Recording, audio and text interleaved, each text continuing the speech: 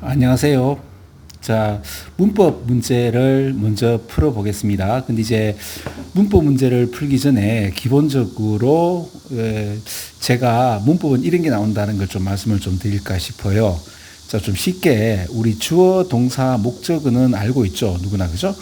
그럼 이제 주어나 동사, 목적어 중에서 가장 중요한 거는 동사죠.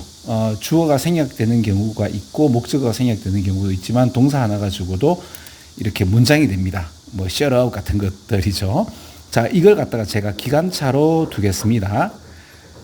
그다음에 그럼 뒤에 따라오는 열차가 있죠. 요게 7가지 성분의 열차가 있다고 보면 됩니다.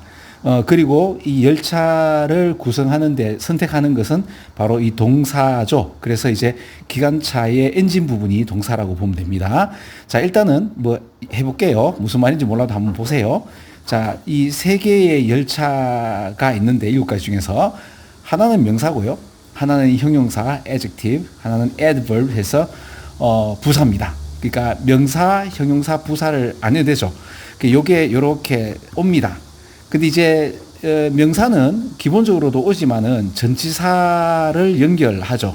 그래서 이제 열차라고 하는 이유가 열차의 연결고리가 있고 뭐 KTX처럼 열차의 연결고리가 보이지 않는 이렇게 보시면 되는 겁니다. 뭐 전치사 같은 경우는 뭐 대표적인 것이 in, on, at 뭐 이런 거죠. of 이런 거 뭐 여러 가지가 있죠, 그죠?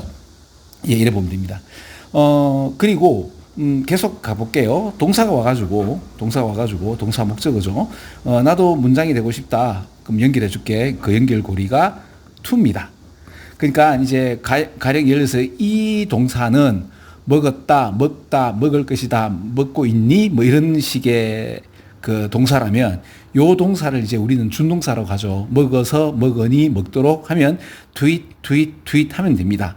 근데 이제 이거를 갖다 어떻게 이제 하는가 하면 먹어서, 먹으니, 먹도록 보다는 투부정사의 형용사정용법, 부사정용법, 명사정용법 이렇게 우리가 배우니까 이 뭔 말인지 잘 모를 수 있습니다.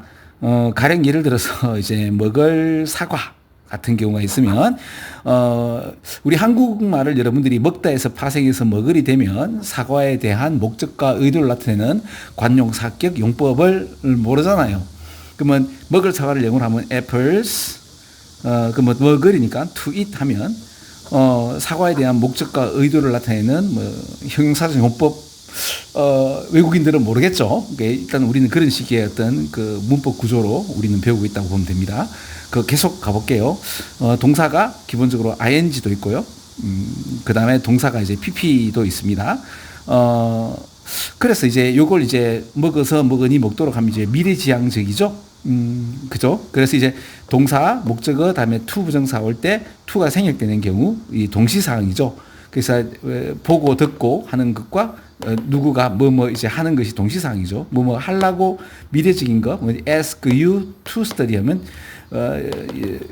ask 그러니까 요청하고 난 뒤에 to study 공부하는데 so you 내가 너를 보죠. 공부하는 걸 보니까 study나 studying 되는 거죠.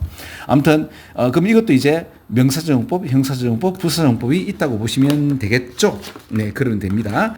그런데 이제 이 동사 중에서 이제 동명사가 너무나 이제 요 이 3가지 동사의 형태 중에서 가장 좀 강한 게 동명사죠. 그래서 이제 동사 ing 같은 경우는 이 명사 동명사니까 명사 자리에 이렇게 온단 말입니다. 그래서 먹다는 중요하다 하지 않죠. Eat is important 하지 않잖아요. 그죠? 그 eating is important 이렇게 되는 거라고 보면 돼요. 그리고 이제 마지막으로 하나, 둘, 셋, 넷, 다 6개죠. 7개라고 하면 다시 문장이 옵니다. 다시 문장이 오면 연결고리는 WH 그러니까 언제 어디서 누가 무엇을 어떻게 왜 that 이런 거 오게 되죠. 그 WH나 that 오는 것들이 형사로 쓰는 것이 관계대명사고요. 명사로 쓰는 것이 이제 WH 주어 동사가 하나의 덩어리가 되는 명사절이라고 우리는 배우고요. 그다음에 conjunction 있죠. and but also for yet부터 해서 뭐 although 뭐 even though because 뭐 before after 이런 것들이 오면 이제 이걸 부사적 용법이라고 부사절이라고 하기도 합니다. 자, 그럼 이제 이게 WH 주어 동사가 명사가 되면 이 명사 자리에 또 오는 거죠.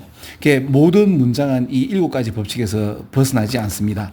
그 문법은 어떤 문제가 나오는가 하면 주어 동사에 이 동사를 묻는 게 원래는 한 세 가지를 물었어요. 주어 동사 일치와 시제와 그다음에 이제 능동이냐 수동이냐인데 요즘 현대의 문법에서 동사를 묻는 거는 능동이냐 수동이냐 하고 주어 동사 일치 문제. 즉 우리 한국말에는 그녀는 학교 간다 쓰 하지 않지만 영어는 그녀는 학교 간다 쓰 해서 단수일 때 s 붙이는 이런 거를 묻습니다. 근데 이제 왜 잘 틀리는가 하면 한국말에 없기 때문에 그렇죠. 능동 수동.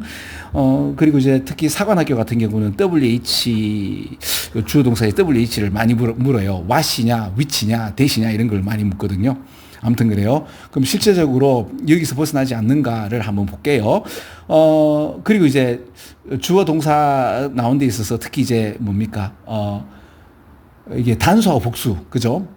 보통 이제 소유격으로 이제 있저냐, 되으리냐 이런 것들을 많이 묻습니다. 근데 이제 이게 우리 한국어에는 이제 복수형을 갖다가 분명히 구분하는 것이 있음에도 불구하고 잘 사용하지 않죠, 그죠? 그래서 이제 영어를 배우는 데 있어서 문법 문제들은 그런 형식으로 나옵니다.